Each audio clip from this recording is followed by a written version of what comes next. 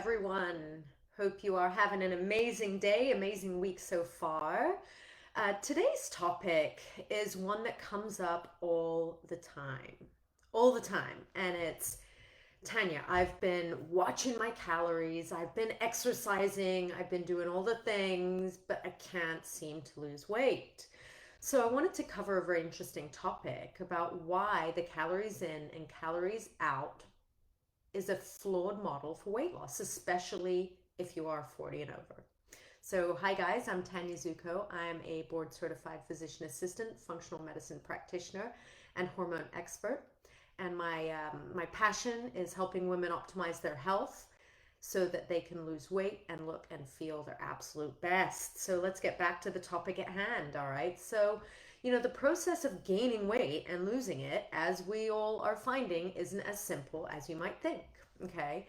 Again, my clients know this because they come to me saying, Tanya, I've done it all. I've tried it. I've been so good, but it's not working. I can't lose weight.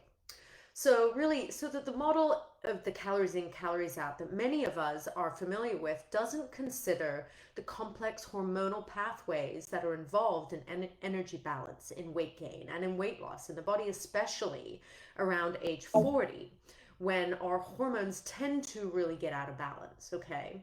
So let's look at the flaws of the calorie deficit model of weight loss by imagining the human body as a car.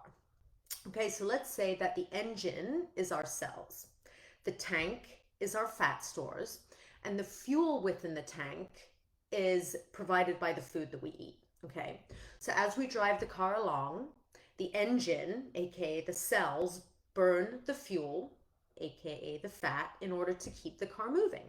And so by consuming food, we essentially are refilling the tank as we go. Okay. So in this analogy, if we want to deplete our fuel tank, aka if we want to deplete and get rid of our fat stores, lose weight, we can either put less tank in the fuel, eat fewer calories, or drive the car more or faster, right? Which means exercise more. Makes sense, right? But the question is this accurate? Is this really a good way to represent the human body? And also, is this really a good way to represent a real car's complexity? And the answer is no, because we see that it doesn't work. And a real engine doesn't just require fuel to run. It requires this precise blend of fuel and oxygen, controlled temperature, humidity, lubrication, and more.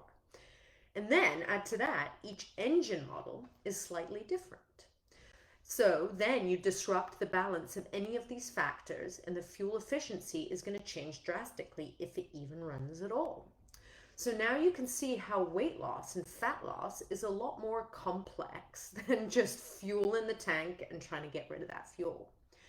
Now add to that, what if we drive the car, that more realistic second car that we're talking about, except this time the air filter is clogged, which is preventing oxygen from entering, making the conditions impossible for the fuel to burn efficiently.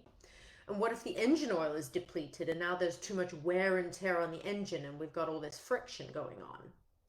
So this is actually a more accurate representation of the human body and all the hormonal mechanisms that come into play when we talk about weight and energy balance. Now, what's interesting is different types of foods eaten at different types of the day also lead to unique hormonal responses in the body, okay?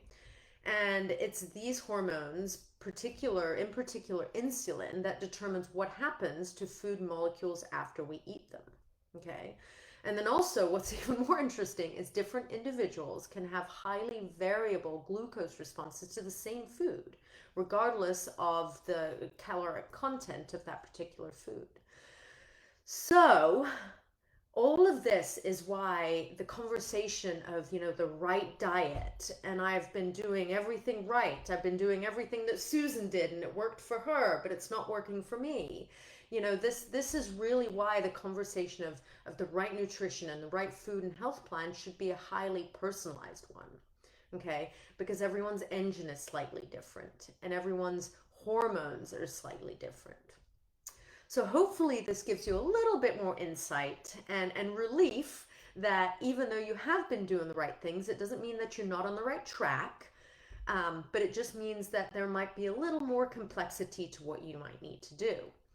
And next time, tune in, because I'm going to take this conversation a little bit further and talk about why having a stable blood glucose and how monitoring your glucose and your particular response to different foods is one of the layers, in addition to other hormones and your gut factors, that you need to take into consideration when determining your ideal health and diet plan to achieve your unique goals.